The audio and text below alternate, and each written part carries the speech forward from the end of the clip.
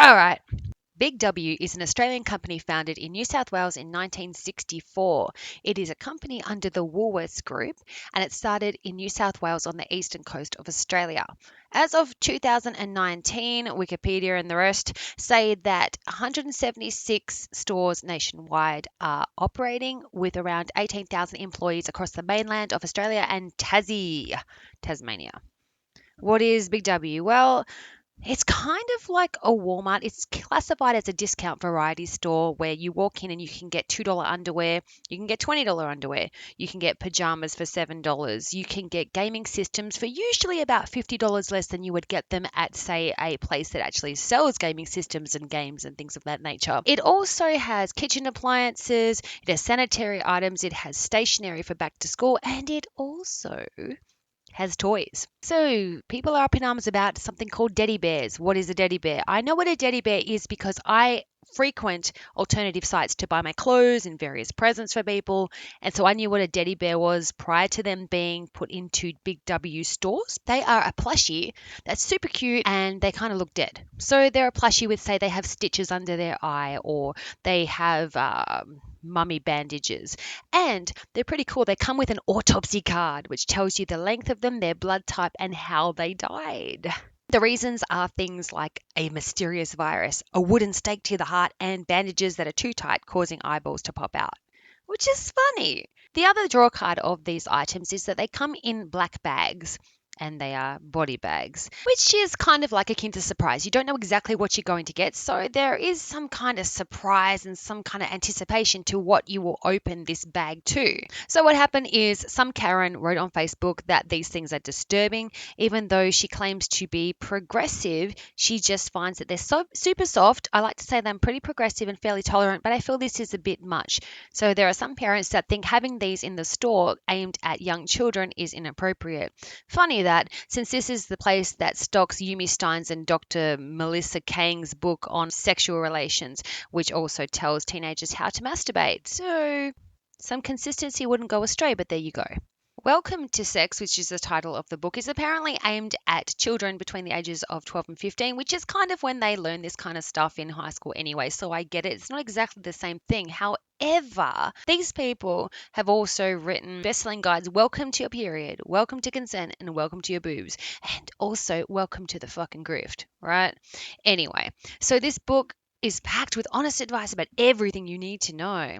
Reasons not to have sex, reasons to have sex, exploring pleasure on your own, to becoming sexually intimate with others, contraception, staying safe, blah, blah, blah. My point is that this was pulled from the shelves in reality, and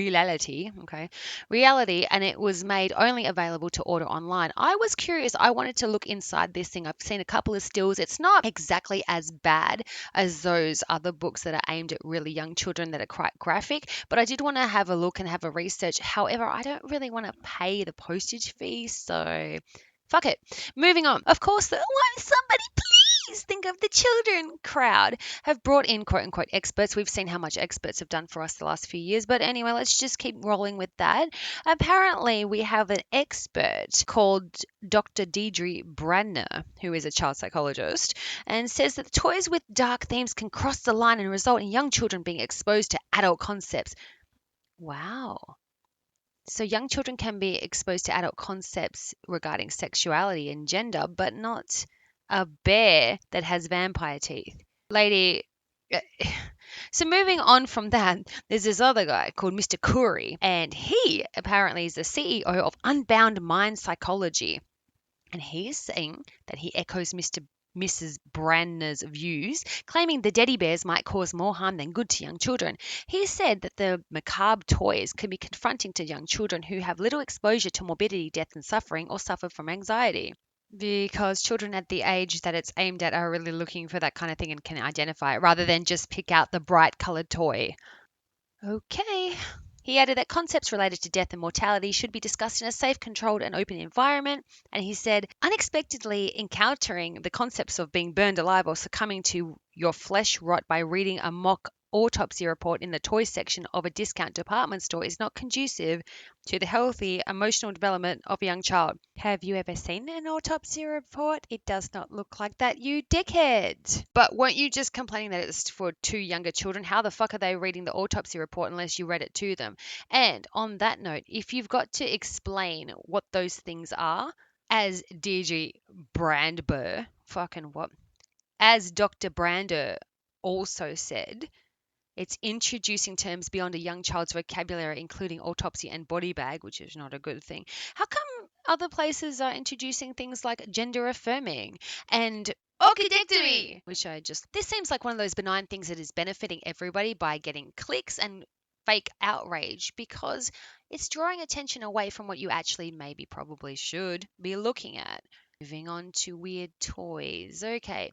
Weird toys. Back in the day, growing up goth, alternative, odd, strange, quirky, it was very hard to get those kinds of toys. No Barbie wore black the way I wanted her to. No Barbie wore fishnets or wore, Doc Martens or anything like that, which is now all the rage and a bunch of ethots dressed like that. But back in the day, you couldn't get that kind of thing. So I'm old enough that I was around for the first series of the Living Dead dolls, which were freaking awesome. They were very hard to get. You'd get a hold of them and you'd order them online, but then you'd have to pay postage and convert the USD to AUD and you'd sell your firstborn child basically to get one. So I have a couple, my friends had a couple, but they were hard to come by.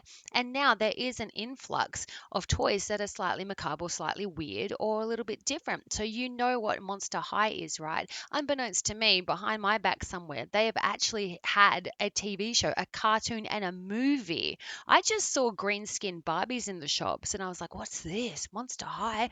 Oh my God, I would have loved this growing up as a kid. What the hell are you saying, Karen? Can't help but think, being that even this Welcome to Sex book, which is aimed at teens, but also the ones which I won't mention, which I won't put up here because nobody wants to see it, that are actually talking to children between the ages of 3 and 5 about gender and sexuality and everything. Can't help but think, if these autopsied Deddy bears were holding a card that said their sexuality preference rather than an autopsy report, that you would be okay with this.